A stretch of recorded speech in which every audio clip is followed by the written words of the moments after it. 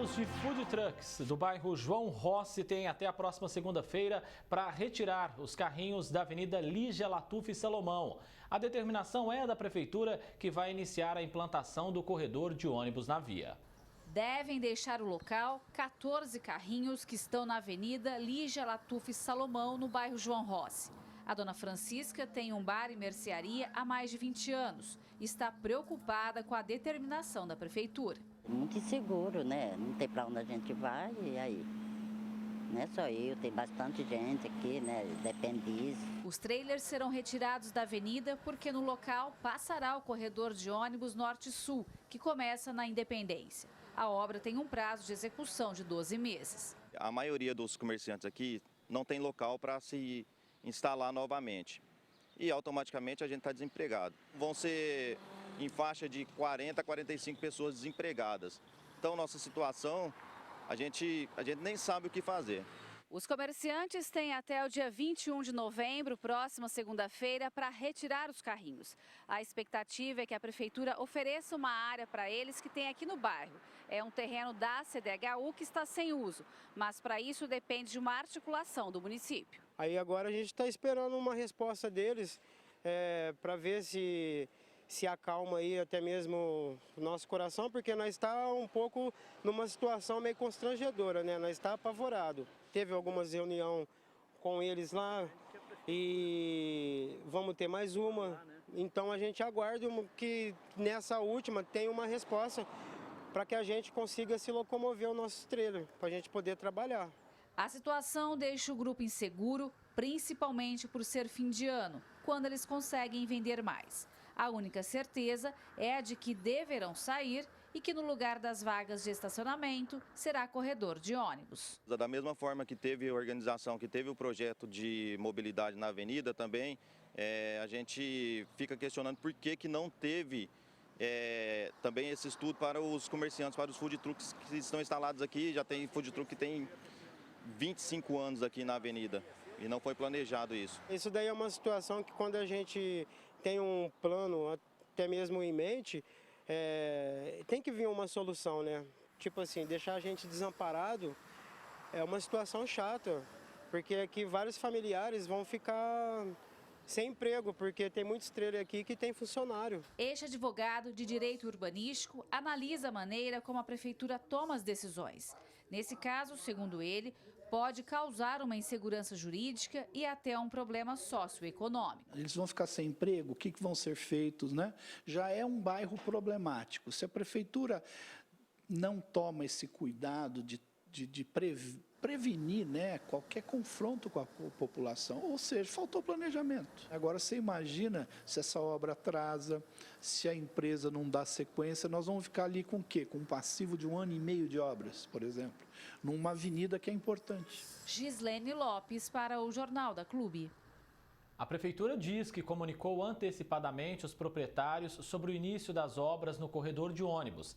Esclareceu ainda que se reuniu com os mesmos para orientá-los e deu prazo para a retirada dos food trucks, que essa retirada fosse feita aí sem transtornos. Destacou que todos poderão ser alocados em um outro espaço, desde que respeitem a lei. Para falar mais sobre esse assunto, tenho o prazer de conversar aqui no canal digital da Clube com Tiago Marrara, professor de Direito Administrativo.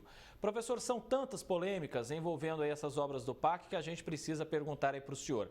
Existe alguma lei que impeça a Prefeitura de ter pelo menos o bom senso de ajudar tantas pessoas que agora serão prejudicadas? Ótima tarde ao senhor. Boa tarde, André. De modo algum, não existe nenhuma lei que proíba a Prefeitura de tomar medidas que visem a reduzir os danos para esses microempreendedores e para essas várias famílias que ocupam essa área. E é de bom senso e também da boa gestão pública, num momento difícil como nós vivemos hoje da economia, que a Prefeitura tente, de alguma maneira, realocar essas famílias e esses microempreendedores que vivem desses food trucks para alguma área que lhes garanta um mínimo de renda. Na reunião com os comerciantes, a Prefeitura chegou a levantar a hipótese de direcionar esses trailers para uma área da CDHU. O governo municipal pode atuar nesse caso? Olha, André, na verdade, o CDHU é uma empresa estadual, é uma empresa do estado de São Paulo que cuida de projetos habitacionais de baixa renda. Para que o município possa realocar essas pessoas, esses microempreendedores, para uma área do estado de São Paulo e não do município, é preciso que haja algum acordo preliminar com o estado de São Paulo e também é preciso que se verifique se essa área é adequada para que eles desenvolvam o tipo de comércio que eles têm desenvolvido nessa região.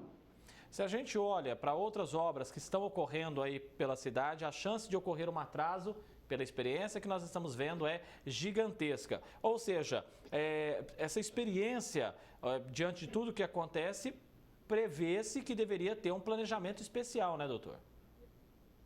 Com certeza.